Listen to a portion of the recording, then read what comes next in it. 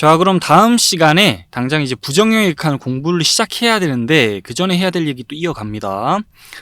일단 제일 먼저 0분의 0꼴의 극한이란 걸 공부할 거고, 우리가 공부해야 될 부정형의 극한 중에 가장 중요한 으뜸이 되는 그런 유형이에요. 자, 그런데 그 0분의 0꼴의 극한은 x를 특정 상수로 보낼 때 분모도 분자도 각자 파트가 제로로 가면서 분수식 전체가 0분의 0꼴이 되는 그런 형태의 극한이고, 그런 경우에는 결과가 어찌 될지 가능성이 다 열려 있어요. 이럴 수도 있고 저럴 수도 있고 저럴 수도 있기 때문에 실제로 그 결과 파악은 처음에 주어진 형태로만은 결과 파악이 좀 불가능해서 식변형해서 뭔가 그 수를 써서 결과 파악을 해봐야겠는데, 식변형하거나 하면 이제 결과 파악을 해보면 결과가 하나로 굳어지겠지만 처음에 주어진 형태로만은 결과 파악이 불가능합니다.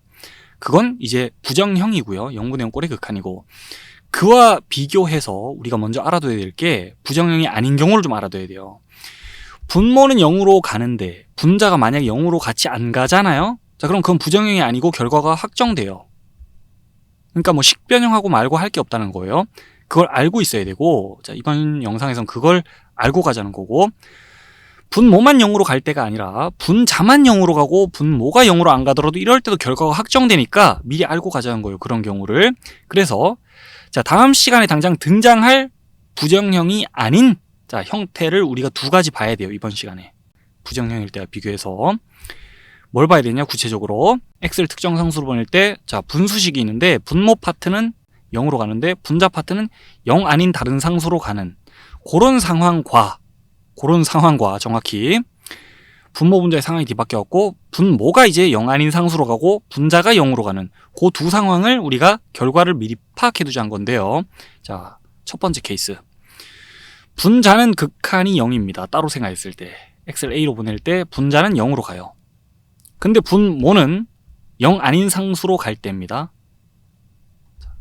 분모는 0 아닌 상수로 가고 분자는 0으로 갈 때예요.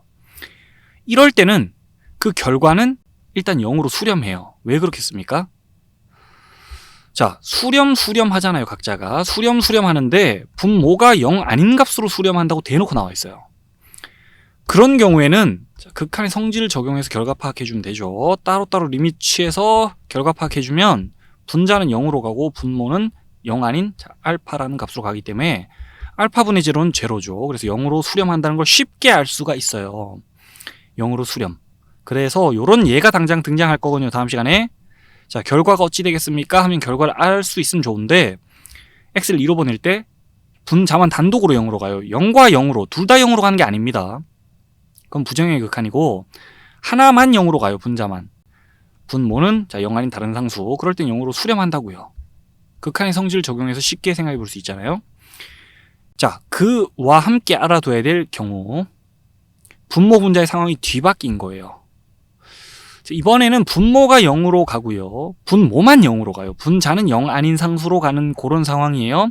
그럴 땐 결과가 어찌 될까? 이건 정확히 좀 전에 봤던 경우와 분모 분자의 상황이 뒤바뀌었죠. 아까는 분모가 0 아닌 상수로 갔고 분자는 0으로 갔는데, 이번에는 상황이 뒤바뀌어서 분모가 0으로 가요. 분자는 0 아닌 상수로 가고, 정확히 아까 전의 경우를 뒤집어 엎어놨어요. 분모 분자의 상황을 뒤바꿔가지고 마치 역수취해 놓은 듯한, 아까 전의 상황은 근데 0으로 수렴한 상황이었고 그걸 뒤집어 엎은 듯한, 마치 역수취한 듯한 지금의 상황은 수렴할 수가 없어요. 절대값이 계속 작아지려는 걸 뒤집어 엎어 놓으면 그 식은 결과적으로 수렴할 수 없죠. 절대값이 계속 커질 테니까. 수렴하지 않는다 정도로 봐둡시다. 결과를 잘 봐둡시다. 그래서 이런 예가 등장할 거거든요. 실제로 x를 2로 보내면 분모 제로로 가죠. 분모만 제로로 가요. 분자는 제로로 안 가죠.